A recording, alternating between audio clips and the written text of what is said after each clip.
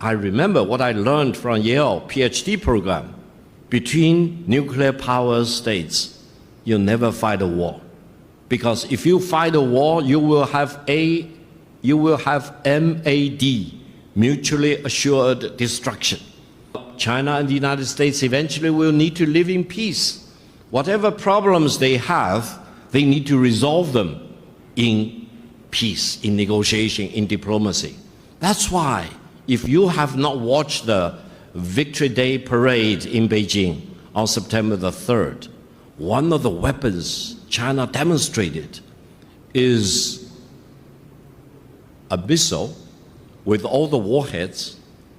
We call it 61 because it can contain 60 nuclear warheads plus one hydrogen bomb. Now, in the world of today, let me tell you, which country has hydrogen bomb? China is the only country with hydrogen bomb. And that ICBM can cover every corner of the world in less than 20 minutes and destroy any target in any corner of the world without any possibility of being intercepted. I hope Washington has learned the lesson. They know, as I declared in my interview with Abrams of the United States, very distinguished American, I basically told him, if you want to have war, you will get war. If you want to destroy China, you will be destroyed. If you want to impose nuclear war on China, you will be wiped out by nuclear war. This is very serious. China's policy is very clear. China will not fire the first shot, but China will not allow you to fire the second shot. That's why, while I'm pained to see the confrontation between China and the Philippines in the South China Sea, I also feel blessed that they are only using water cannons against each other. Make no mistake, China has more lethal things than water cannons. But I hope we will only use water cannon and we will not escalate and we will never use real ammunition between China and the Philippines.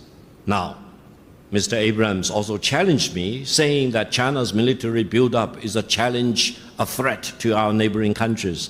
I told him point blank, no country in China's neighborhood is a match against China in terms of military power.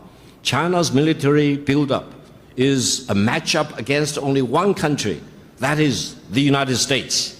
China will never allow the United States to launch a war against China, conventional or nuclear, without suffering devastating consequences.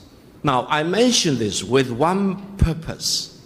I hope people in China and people here in the Philippines will look at ourselves and each other as friends.